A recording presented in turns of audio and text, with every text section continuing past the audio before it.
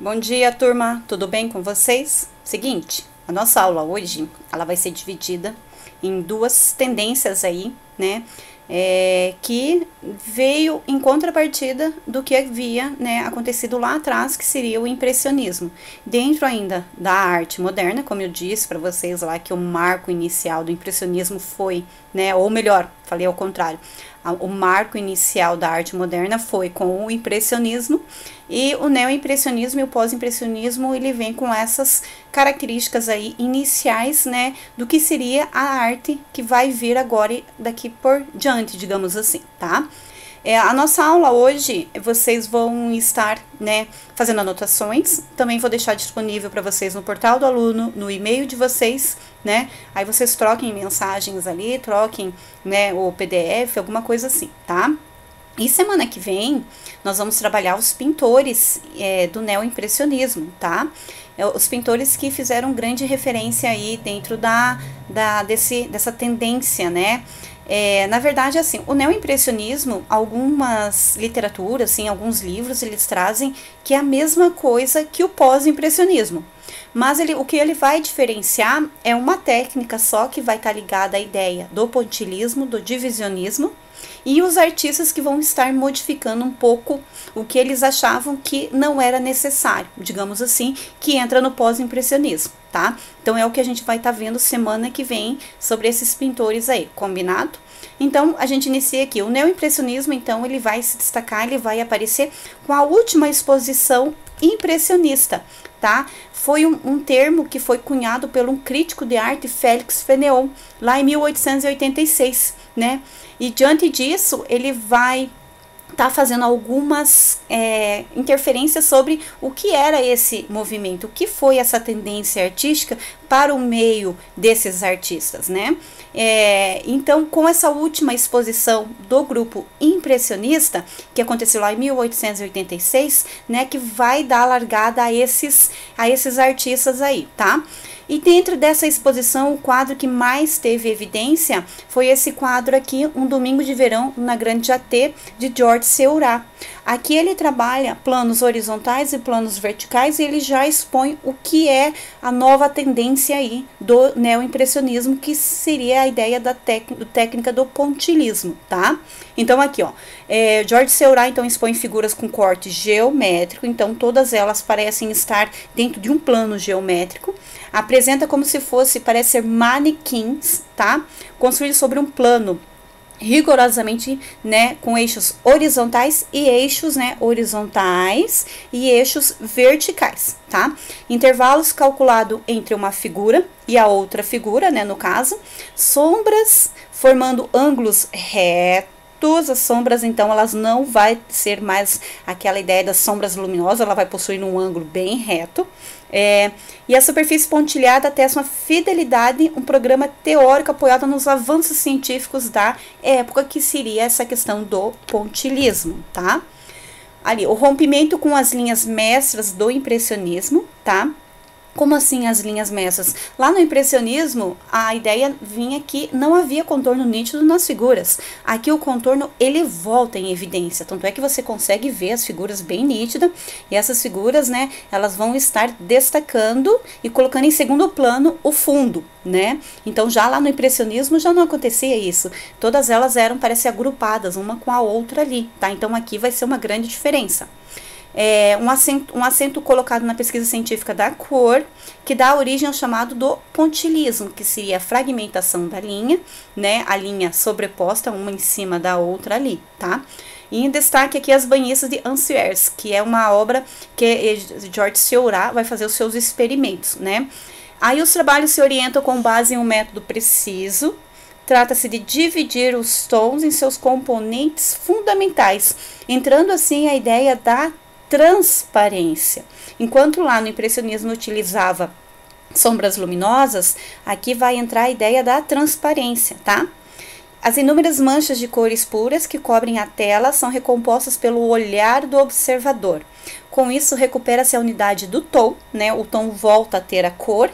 longe das misturas e cores frequentes dos impasses. Impasses era o quê? É a técnica do impasse, ela você coloca numa espátula a cor, digamos assim, a tonalidade que você quer utilizar, e você vai espatulando com a espátula, não mais com o pincel, a tela. Com isso, as cores elas vão se unir. E aqui já não vai ser utilizado essa ideia, aqui vai ser algo muito bem preciso, porque entra o pontilhismo, né? A sensação de vibração e luminosidade decorre da mistura óptica, que provém ali das obras, obtida pelos pequenos pontos de cor, de tamanho uniforme, que nunca se funde, mas que reagem uns aos outros em função do olhar à distância, né? Enquanto lá no impressionismo eu teria que sim me distanciar de uma tela impressionista para poder visualizar a imagem, aqui ela vem com um contexto diferente. Aqui eu teria que distanciar? Não é necessário, porque você consegue ter uma visão geral daquilo que o artista quer retratar, tá? Seurat prefere o termo divisionismo para designar o novo método e a técnica, que divisionismo e o pontilhismo ele entra com essa mesma ideia aí, tá? Poussinat desenvolve o pontilhismo em boa parte de sua obra, né? Por exemplo, aqui a entrada do porto de Marsala, Marsella, falei errado, em 1911, por exemplo, tá? Só que em seus trabalhos os pontos e manchas se tornam mais evidentes e são dispostos de maneira mais dispersa, tá? O neoimpressionismo teve curta duração, mas exerceu influência sobre Van Gogh, Gauguin e também sobre Henri Matisse, lá do fauvismo, e Toulouse-Lautrec também, que é um artista que a gente vai estar estudando. Paul Gauguin, né, Van Gogh e Henri Toulouse-Lautrec são artistas que vai se encaixar no pós-impressionismo, como eu disse para vocês, que a gente vai ver semana que vem. O termo divisionismo refere-se ainda a um movimento italiano da última década do século XIX, início do século XX, uma das fontes geradoras do futurismo, que também para frente a gente vai ver. Então elas estão muito ligadas uma com a outra, elas vão ser apoiadas, essas tendências, o legal delas é que elas se apoiam uma com a outra, tá? Então é isso que dá o nome de tendência. Então ela sempre está indo, voltando e sempre apoiando com uma nova tendência artística que aparece.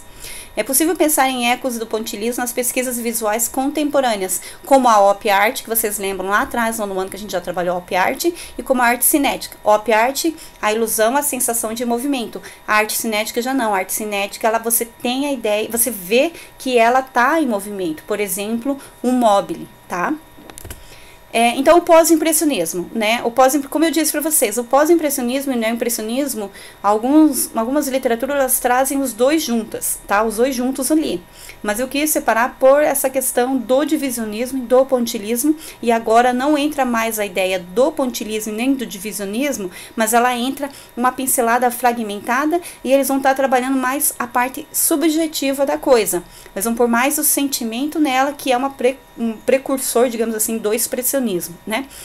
1880 e 1890 que acontece esse auge ali do pós-impressionismo, tá?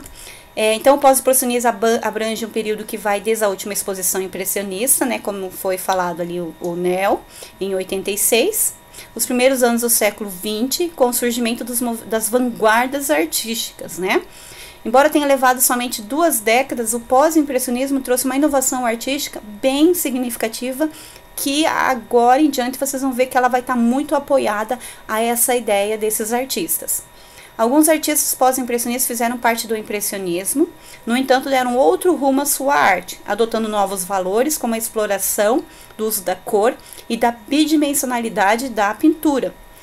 Os pós-impressionistas não seguiram um padrão artístico, eles não, cada um vai para uma linha diferente. Enquanto lá no impressionismo utilizava-se a cor, ou melhor, a luz, né, natural, falei errado, a luz natural, a maioria daqueles artistas, esses artistas aqui eles não vão seguir eles, propriamente dito ali, o mesmo estilo. Cada um vai ter uma forma diferente, uma visão diferente de ver como que seria a arte, tá?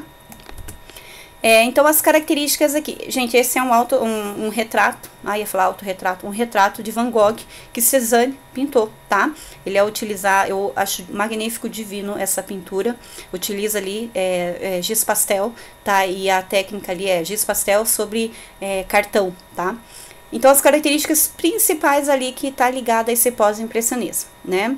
Eles não foram aceitos, como todos os outros artistas, eles foram rejeitados a princípio pela Academia, né, de Arte.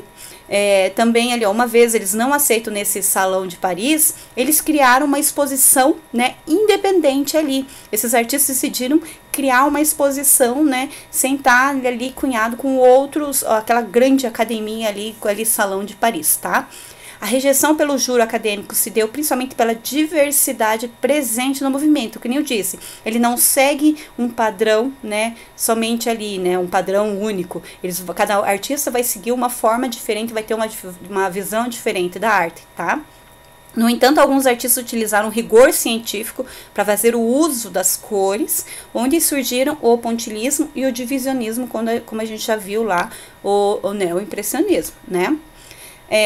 E as características principais ali que vai apresentar é o uso de cores muito viva, muito forte, o emprego da bidimensionalidade, não se dá mais a ideia daquele tridimensional, eles não estão preocupados em você ver vários planos, né, você vê, digamos, no máximo 2 planos ali, únicos, né, um ali não interferindo no outro, né, retrato de temas da vida real, utilização de cores, luz e textura, muita textura, visão subjetiva, aquela visão, né, mais sentimental, aquele artista vai pôr a opinião dele, digamos assim, na tela, como Van Gogh, né, uso de técnica pontilhista, experimentação da força da imagem, o contorno de segurança e a liberdade da cor. Então, volta o contorno, né? A gente consegue ver muito bem essa ideia do contorno, né? Essa cor vai ser mais, né? Você não vai estar restrito a cores complementares, né?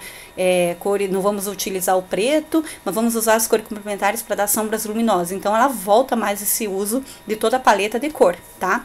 Superação de tendências artísticas do impressionismo, então vai superar tudo aquilo. Então é uma rejeição? É uma rejeição, mas não seria assim rejeitar tudo aquilo que eles aprenderam. É uma continuação daquilo que eles aprenderam, mas para eles a visão objetiva da coisa não vai ser mais tão fundamental. Então para eles o que mais assim importa é essa visão mais subjetiva, essa coisa mais o sentimento que você coloca. Tanto é que Van Gogh é um dos principais, né? Então assim, a gente, para não ficar tão cansativa a nossa aula, então na próxima aula vai vir os pintores, né? Eu coloquei 3 grandes principais aqui para vocês verem, né? Van Gogh, que a gente vai trabalhar muito, Cézanne e Paul Gauguin, tá? Que foram grandes artistas representantes aí do pós-impressionismo. Também eu coloquei Toulouse-Lautrec, né? Que ele é um artista que vocês vão ver que ele vai para um princípio mais diferente aí. Beleza, gente? Então, qualquer dúvida, estou à disposição. Baixem a aula, façam o estudo e nós nos vemos na próxima aula. Beijos!